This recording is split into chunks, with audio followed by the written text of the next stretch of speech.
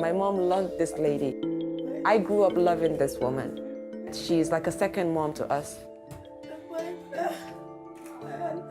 Making her understand how much pain FGM has caused me might make her rethink and stop cutting.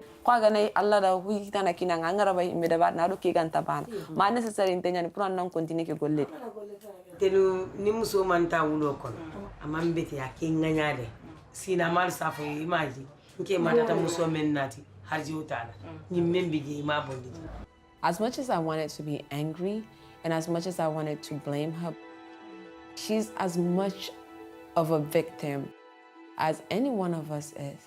Coming out of that room, it just showed me I was naive about everything. Like I had to wake up and face all of these things.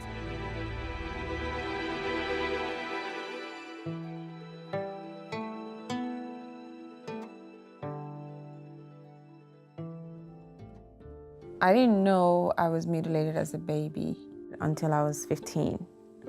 My clitoris was cut off when I was a week old, and this is something that happens to nearly all the girls in the Gambia. It's called female genital mutilation.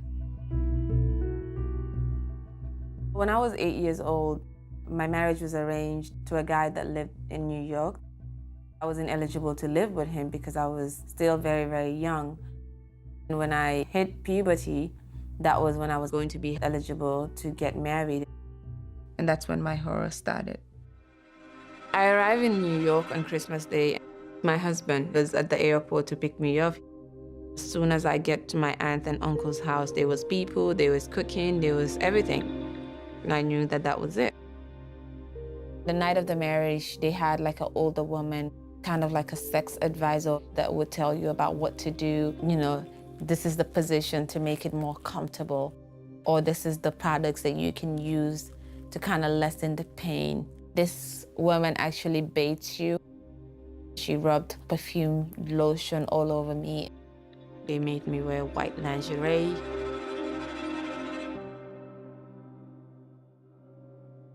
They took me to his house.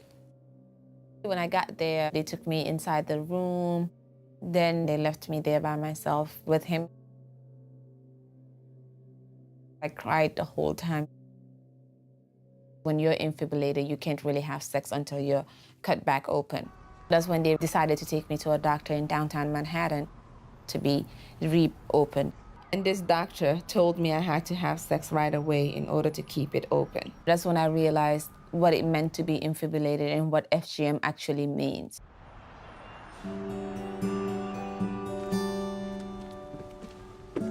My husband, Haji, he was more open than the first marriage. He was in the business of controlling me. Daddy's gonna go make you food. Come on, go with Daddy. Come on. We started a family. Abu!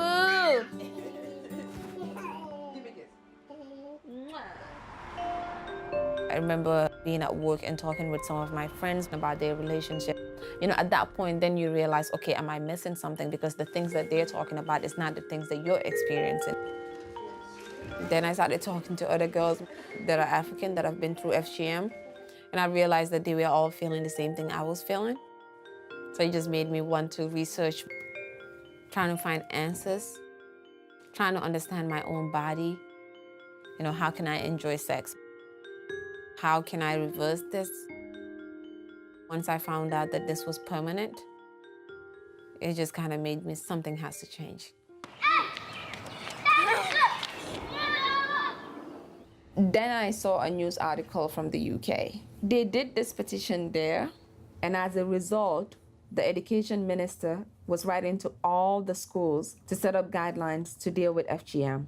And I was like, you know, I can do this in the US. I went on change.org.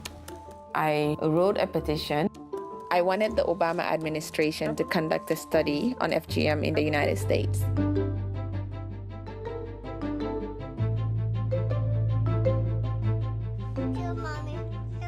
Okay. I started tweeting about it. I started looking for people to support the idea. And then Equality Now decided to add their name to the petition. When The Guardian came on board, the numbers started going up. We went from 10 signatures a day to thousands of signatures a day. Just past 83,000. That's amazing. Over 200,000 people signed that change.org petition.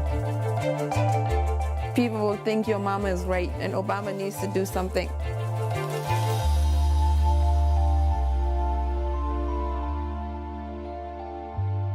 Female genital mutilation is barbaric and should be eliminated. This shows that ordinary people can believe in something and make a difference and make a change.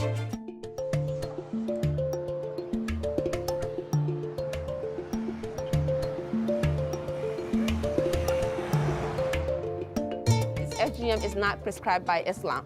Even Allah didn't think about putting that in the Quran. My brother, I think it's not necessary. I think we don't need to put our kids through that much pain. It's like I'm somehow about to be convinced. I'm having one. Maybe I can save that one. Please, I would love that. Anga tu hoinge kita nagul nya la Kenya woni America aro bire no ga o wadiga on le nyakari londi nen kibare ke kay anda fam Kenya ni koy galla hini kolli yere ona soron trindi ko sunnan nen kibare ke himbe gani o ga dabari ni sunnan den pitigi problème yi de serenga ma sunne lemmen tarni diga gebe ko nanti ko ga lemun tunnan ni kenna mane ken ko bare na kam ati mantor ken mantor na kam ana ro ko lemun tunnan bire lemun tunnan ni ko sare to mak sare da nyaga no maka ya ga ngama sunnan le basare lemmen ga ma ya ga su ga ma sunnan ta sare ni tenku This was the first time there was ever an open debate about FGM. And it's really, really amazing.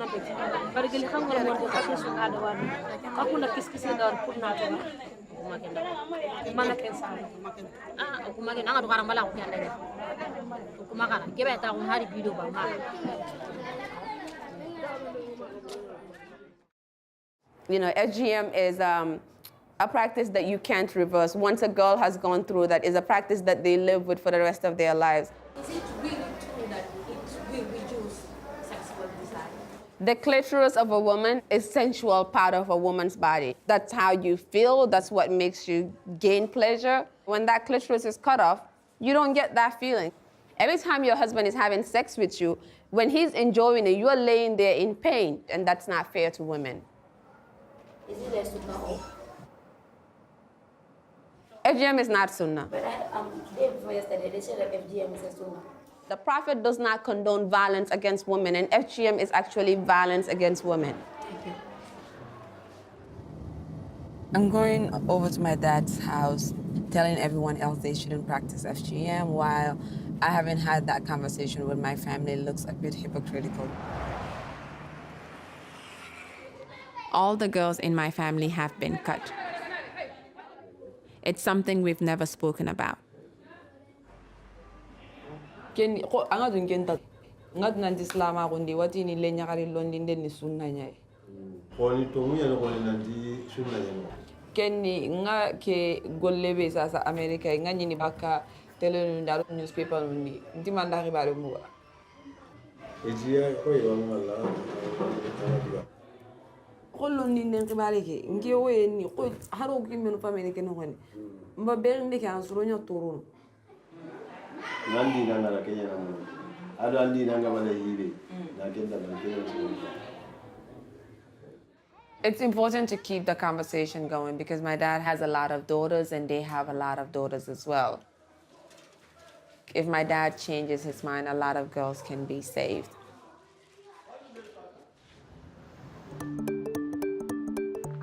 I'll go say hi to everyone. We'll go get them. T-shirt for me, small. You guys are okay, right? Ready to go? We invited veteran activists from all the organizations in the Gambia, prominent people from the UN, people from the government. And this has never happened in the Gambia. They've never came together to work on one goal. When I first started talking about FGM, for one, I was afraid. I'm a Sarahule, and I didn't know what my family would think. I didn't know what the outcome would be. I'm very, very pleased that the Gambian government is here Because I think that in order for us to achieve change, we need you guys to help us do that.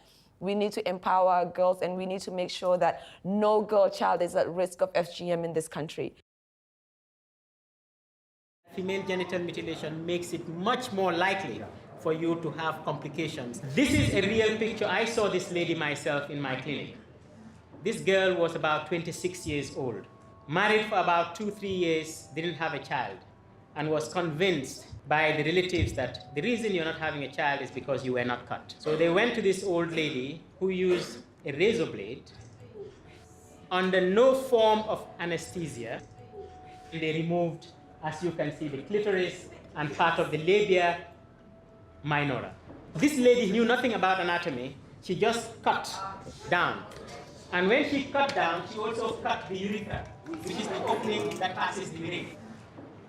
She will be having lots of infections in her life that may destroy her kidneys finally, and this girl's sexual life has been totally destroyed. Do you think there is sufficient political will on the part of the government? We are here to hold them accountable, but we want to work in partnership with them. If they don't help us, we can't achieve what we want. You know, the real movers, the real changes of public opinion are the imams. And even the imam of the president, Imam Fadi, he said FGM is Islamic. I've heard Imam Fadi's claims. He's an elder and I respect him, but I went through FGM and I know how it affects me. And if he needs me to sit down and talk to him about that, I'm open to that. What would be the pinnacle of achievements? If we can get a national ban on FGM in the Gambia, that would be it. We are on our way to meet Imam Fati, and he's like the most influential imam in the country. He's always on TV, radio, and print media. And he uses those platforms to spread his pro-FGM messages. He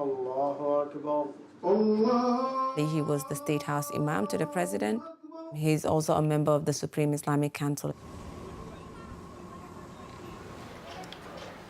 I hear about you and your campaign. You are fighting female circumcision and say that it's not Islamic. No one who fear Allah says circumcision is not Islamic. It's Islamic. Our mothers, our grandmothers, they are practicing this practice. You cannot point your finger at a single girl in the Gambia that she was died because of she went through circumcision. Have you it? When I was about 8 years old, my dad has 4 wives, and one of my stepmoms, her daughter went through FGM, and then she later bled a lot, and as a result of that, she died. Hurting people, torturing people, it's not right in Islam. I am confident in what I'm doing. I'm not doing this because I'm getting paid to do it. I'm not doing it because someone is telling me to do it. It's just when I got married as a 15-year-old and when I delivered my kids, because of the scar tissue that I have and the pain that I went through, I decided for myself that I wanted to do this. And, you know, with my dad, he's still not convinced that what I'm doing is good. But your father is a popular man in the Sarakule community. So when you are now leading the campaign against that, your father will never agree with you. He will prefer to lose you than to lose his faith. We all make mistakes, and I'm new at this. I'm going to, you know, sometimes get it right, sometimes I'm not going to get it right. And it's very important for me to learn from people like you because of, you know, you're very influential and you're very credible. You know your religion. Do it is better than not do it. Most people believe that it's a religious obligation. We say it clearly. If you want to do it, do it. If you don't, left it. But, no, Daddy. Okay, it's not compulsory. I like that you said that. Okay. And I think if we can make that clear to our people, that it's not something that compulsory. That's clear here. It's a choice, right? It's it will be a choice. It's a choice. So we agree on that. For someone like him to say that it's a choice, I think will make a difference to people that think that this is a must. You get what I'm saying? That's definitely true. So like we can use that as an angle of our campaign. We are going over to my dad's house. His youngest wife just had a baby. I want to talk my dad out of mutilating his daughter. She was born when I'm here doing a campaign against FGM. If I can't prevent my own sister from going through FGM, as an activist against this practice, then what I'm doing is not really effective.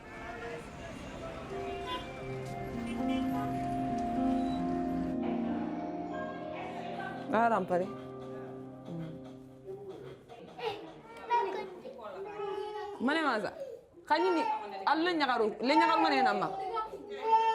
Kiani lani, anna bani ke rundia. Goyenga, sunna, kama ke rundi. No, mane maza kempe sangi, kama kada bari. Okay, mpa ike kendi, wonta maka imbe gara bo. Mane maza, nanti kada nyadi bani, kenta siranya ana. Kini mbaba gana tanda mga dabaranta dabar. Mbaba do, mbaba gana tanda mga dabaranta dabar. Mbaba gana tanda mga dabaranta. Mbaba randa ko nandangani ka. I have so much respect for my dad. I never want to tell him something that I think is going to hurt him.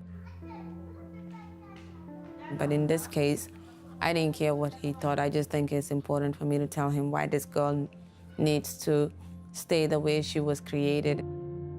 As a result of my campaign, he's actually spent some time to research FGM and how harmful it is to women. It's huge for him to actually accept that and for him to say that. My dad agreed not to cut baby Khadija. I'm going to be the first baby in my family to not go through FGM. Kanta rondin. Yo kama ka rondi ka. No, seriously. You sure? High five. Okay, bye-bye. Good night.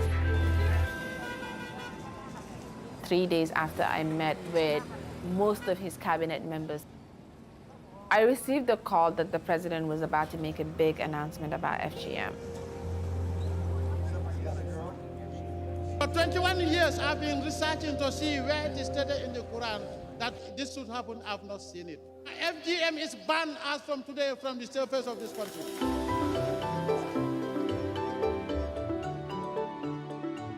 I want Gambia to know how proud I am and how happy I am that this happened. This is just the beginning. It's not over yet until all the girls are protected.